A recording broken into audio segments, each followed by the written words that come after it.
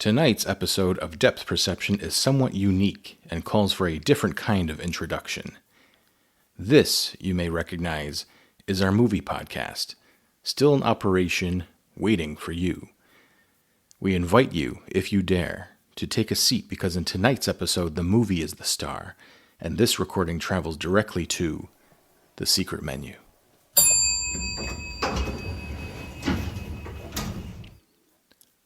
I am Mr. Vozly, and this episode is brought to you by the movie Jurassic Park.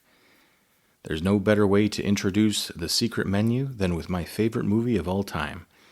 It's a classic from 1993 that spawned the Jurassic franchise about bringing dinosaurs back from extinction and the dangerous consequences.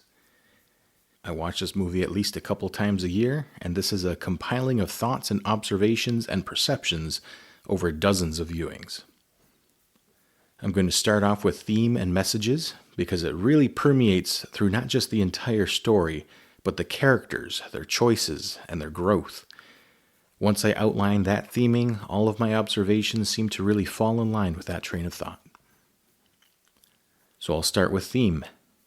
The clash of innovation and responsibility, the illusion of control, chaos theory, life finds a way. It all falls under a fundamental conflict, man versus nature.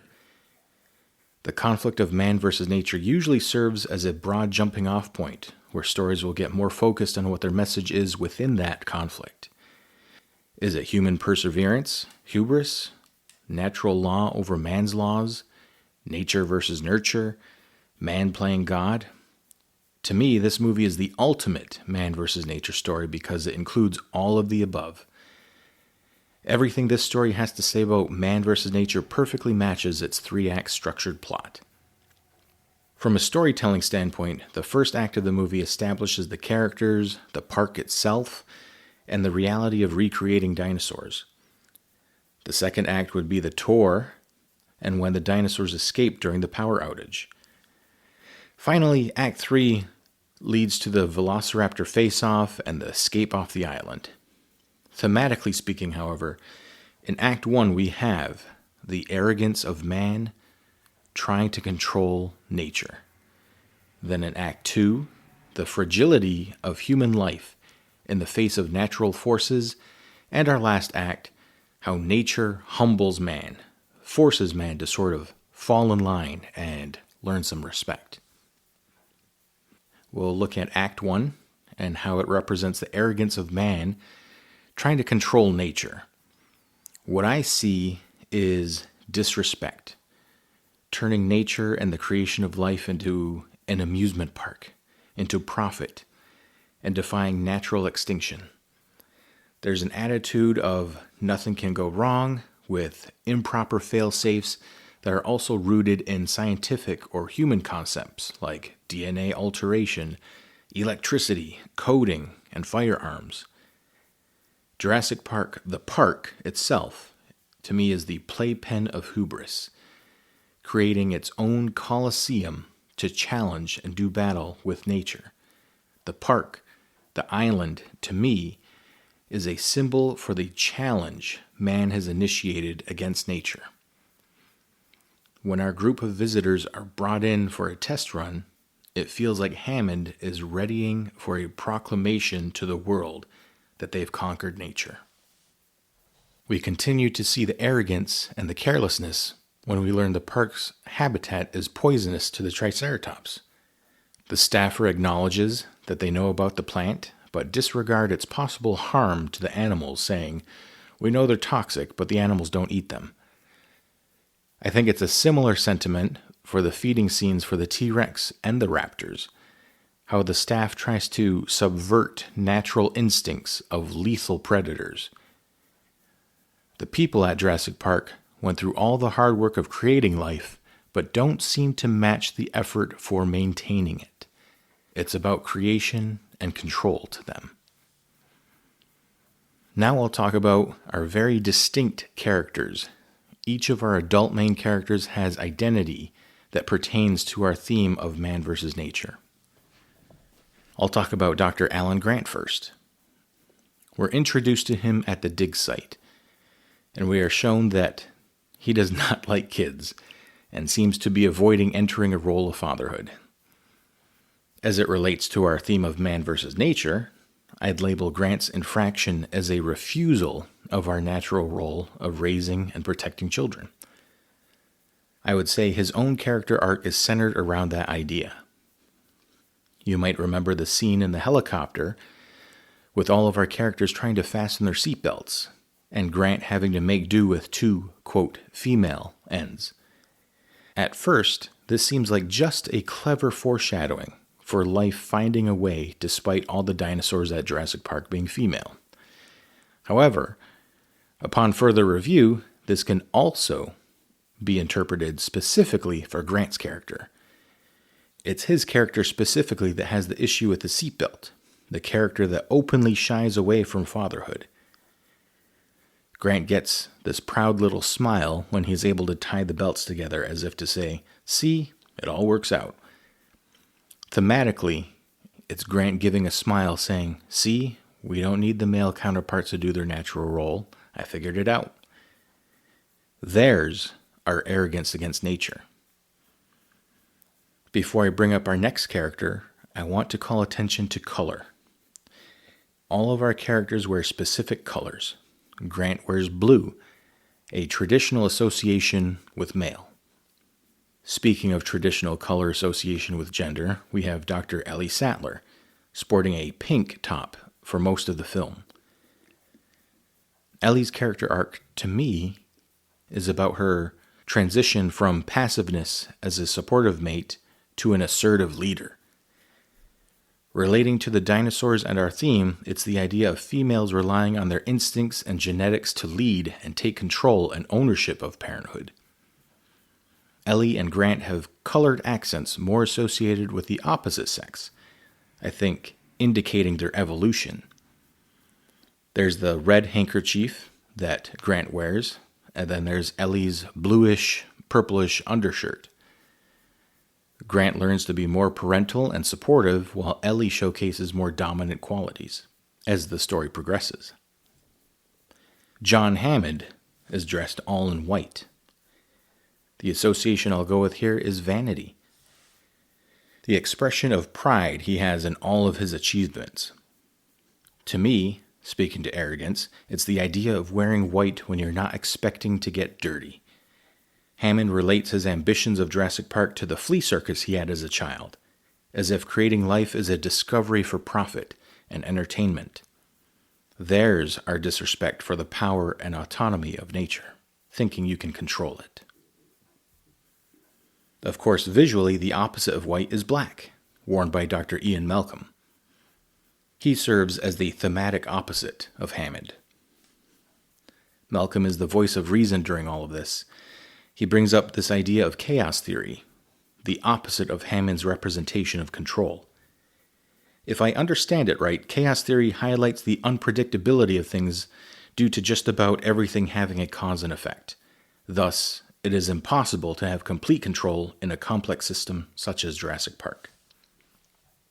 So, despite whatever level of control Hammond thinks he has at Jurassic Park, there are always going to be minute details that prevent predictability, like the weather, like the direction a drop of water will roll off of a hand, like Nedry attempting to sell company secrets, like Grant suddenly jumping out of a moving vehicle.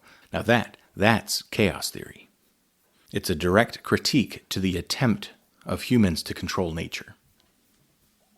The last character I'll bring up is Gennaro, the lawyer in the all-gray suit, representing the laws of man, thematically and literally.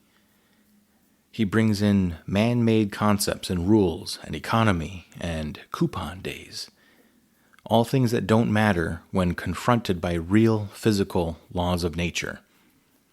Of course, that is why Gennaro is the first to be eaten.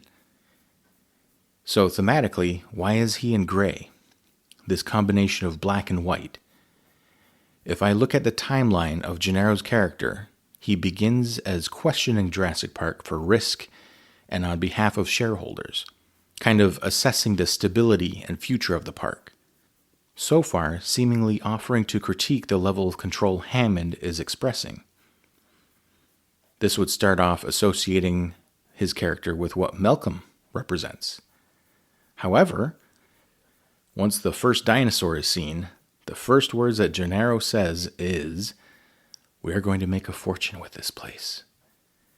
Thematically, laws of man have been seduced by, as Malcolm describes it, the rape of the natural world. At the lunch scene, following the raptor feeding, the discussion these 5 characters have reveals that the only person Hammond has on his side is the blood-sucking lawyer.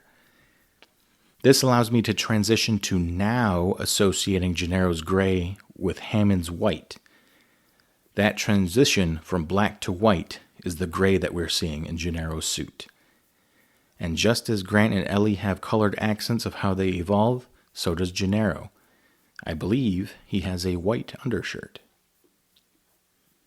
The conclusion of Act 1 is severely underrated in my opinion. It's the lunch scene that I just brought up. And to me it really begins with the raptor feeding, the association of predator and prey. We are shown the velociraptors just attacking the strung-up bull, and we get a comparison immediately afterwards of the human characters not taking a single bite of their lunch. As a viewer, yes, they could just be grossed out, but as a viewer, we may be getting a little subliminal messaging here. Humans are not eating, and compared to the raptors, they are not the predator. It also gives me a little hint that man is declining to participate in other aspects of natural order. This won't be the last time I mention the importance of eating. Then the discussion happens between the characters at the lunch table. Gennaro sides with Hammond, while Grant and Ellie remain semi-neutral, or at least cautious. And ever the critical lens on human control, Malcolm offers his thoughts on Jurassic Park's ethics, the motivation, and a warning about trying to contain life. This scene is a perfect setup for the impending clash between man and nature. It almost feels like a pre-fight show with a panel of analysts. Grant says, "Dinosaurs and man, 2 species separated by 65 million years of evolution, have just been suddenly thrown back into the mix together. How can we possibly have the slightest idea what to expect?" Sure sounds like a pre-fight remark to me. Following Act 1, I'm going to move into this idea of fragility of man in Act 2. It starts with a tour in the vehicles. There's an important thematic scene during this tour, specifically for Ellie.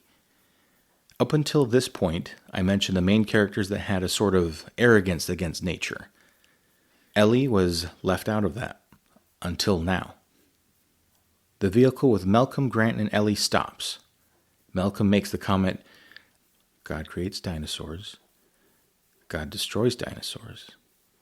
God creates man. Man destroys God. Man creates dinosaurs." To which Ellie responds, "Dinosaurs eat man. Woman inherits the earth." I'm going to relate Ellie's response to how I perceive her character at the start of the movie, one of passiveness. I can view a little arrogance there of not taking ownership in the conflict of man versus nature. A sort of attitude of, "I'll let you guys fight it out, don't lump me in with the man." Now, if I think her character has to embrace her natural leadership and caregiver role, then she needs something that's going to engage her and bring out those qualities. Enter the sick Triceratops. Instead of learning through force like some of the other characters will, Ellie begins her lesson from nature through compassion and empowerment by caring for the dinosaur. Out of all our main characters, she might be the fastest learner. But as for those other main characters, they learn their lessons from nature a different way, through force and danger. The storm hits, Nedry cuts the power, and it's not just dinosaurs, but complete nature, as in weather, animals, environment, food chain, and even human error that all pose threats to our characters. a power outage, insufficient protective firepower, security, and an oversight of the effects of what DNA you use to splice the dino DNA seems like obvious concerns to address prior to opening the park, but not for people lost in the hubris of their own achievements. Side note here, sometimes what seem like plot holes may actually be thematic openings, an invitation to ask why a creative choice was made instead of marking it as a storytelling mistake. Going back to the power outage and the T-Rex escape, I had this feeling of, who do we think we are? We, as in man in this story, all of a sudden just seem to be so feeble and outmatched by nature. We spent the whole first act propping ourselves up like we control nature now, and we just get absolutely dominated. Man can't even control their own species or our own order. How did we think we'd be able to control the order of nature? When the T-Rex breaks free, I saw it as the embodiment of nature letting loose and being called to restore order, to put man back in their place. Everything had built and built and built until finally nature takes over. So much arrogance and disrespect. The T-Rex breaks the wires like they were string cheese and treats the vehicles like toys. It was nature saying, here's how pathetic your attempt at controlling and exploiting me are.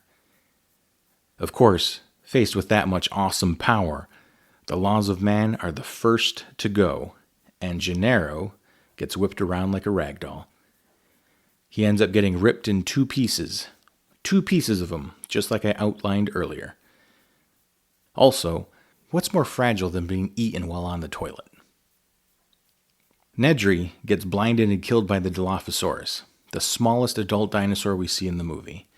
A dinosaur deceivingly dangerous, just like our idea of nature, who was also treated with disrespect. Nedry says, "Look, stick, stupid," followed by, No wonder you're extinct. Nedry isn't learning any lesson here. In fact, his vision is quite obscured, and that's why he had to be killed next. Multiple deaths show that man is not and never was in charge. The battle arena that Hammond has built keeps closing in on man. We go from an entire island to the jungle to a single paddock, and we'll see in Act 3 a bunker and the Welcome Center. Just like Act 1, we get a fitting conclusion to this act. Both in the story and thematically, we've reached a point of needing to change. A literal reset is needed. Change your way of thinking, be willing to let go of what you've built, and get ready to eat some humble pie. So speaking of eating, you also get the scene of Hammond eating ice cream alone before Ellie joins him. This little scene does a few things for me. It calls back to the lunch scene earlier when nobody ate anything. Hammond beginning to eat shows me that although he is eating, it is not out of true necessity in a natural sense. It's ice cream. It's a luxury food, manufactured. Hammond is having ice cream while his grandchildren are being hunted and people are dying. And his reason for eating is that the ice cream will melt. It shows a completely detached and self-centered mindset. He's focused on the remnants of his dream as it too is melting away. Ellie's there to give him some perspective and give her own admission that she did not have enough respect for that power, and it's out now. I think the way she phrases that allows for some interpretation. Is it electrical power? Is it power of science? For me, it's the power of nature reacting to that lack of respect that all of these characters showed earlier. There's an element of defeat in Hammond's body language after Ellie gives him proper perspective. So following Act 2, we have Act 3 giving us a sense of humbling man. After getting their butts handed to them for the entire night, we see our remaining characters ready to give nature the respect it demands. A new sunny day dawns to signify this change. There's a scene of Grant holding the kids' hands as they run alongside Gallimimus before the T-Rex is shown hunting one down. It demonstrates there's a return to order in nature, and Grant seems ready to rejoin it. You see Grant evolve into quite the fatherly figure to the children, protecting them, teaching them, guiding them. A far cry from when we first see him threatening a kid with a raptor claw. That is why it's significant when he allows the Talon to fall to the ground when they're all asleep in the tree. Ellie leaves the compound, ready to show new leadership and strength to fight for survival. There's no passiveness to her character anymore, and she has to deal with a raptor one-on-one. And then even after she escapes from the raptor, she tells herself to run when she reunites with Grant. I would say this represents any other female animal in nature. Self-sufficient, active, driven. Now we get one more eating scene here. Lex and Tim finding the buffet table. You compare it to Hammond, and there's a huge difference in how they eat. These kids are starving, and they're eating out of hunger and necessity. However, it's still not predatory. It does not shift the hierarchy of their relationship with the dinosaurs, but brings man back into the order of nature. You might notice there's no meat, no fish, no protein, just jello and ice cream. Humbling to be brought back in at the bottom of the food chain here. As for our final battle with the velociraptors, the adults are thematically saved. Our kids have a bright future with a straight perspective. So thematically speaking, why are the raptors still attacking? If the T-Rex is the embodiment of nature, then the raptors are its attack dogs, and they haven't been called off yet. The raptors are the pure, unadulterated product of consequence. You see this when one raptor is hunting the group in the computer room. The letters ACGT projected on it, the letters that represent the pieces of DNA. The T-Rex is the authoritative figure in this conflict, king of the tyrant lizards. That's why we feel almost like the T-Rex is the hero at the end, despite its attacks earlier in the movie. Like an angry parent disciplining an unruly child, but also providing protection and grace when it's needed. Grant, willing to step in front of the final attack from the raptors, is a demonstration of the lessons he's learned. It becomes thematic forgiveness by nature when the T-Rex saves the makeshift family from the raptors. The awesome power of nature is triumphant, natural order is restored, and a banner falls to remind us who will always win the battle of man versus nature when dinosaurs ruled the earth. As the survivors leave the welcome center, Grant says, "After careful consideration, I have decided not to endorse your park," as in not endorsing the fight against nature.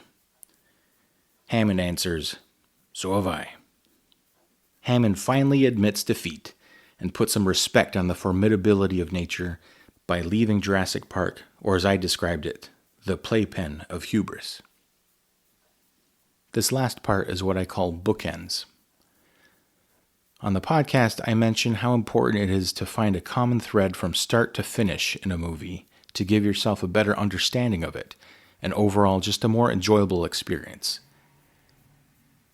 If it weren't evident enough how much the idea of man versus nature flows through every scene of this movie, I'll finish this episode by bringing up a couple of really great bookends this movie has. Our opening scene shows a group of men trying to transport a velociraptor, trying to force it into a cage, and that results in a lethal accident. This outlines the entire conflict of the movie. Man trying to contain and control nature, and being so inadequate in doing so that it costs the lives of others. The closing scene of the movie is when the survivors are flying away in the helicopter. Grant is holding Lex and Tim and peers out of the window to see pelicans flying over the ocean. Birds, uncontained and free. During the movie, Grant talks about dinosaurs evolving into modern-day birds. I see this scene as a symbol for Grant's own evolution into the parental figure he is by the end, falling back into a role nature has procured for him. And if you want to look into the symbolism of a pelican in general, you can most certainly do that and make your own connections from there. Go ahead, it's fun. Do it. Do it. So this concludes the first of hopefully many bonus episodes of the podcast where the movie is the star. Thank you for listening to this perception of Jurassic Park. I spared no expense.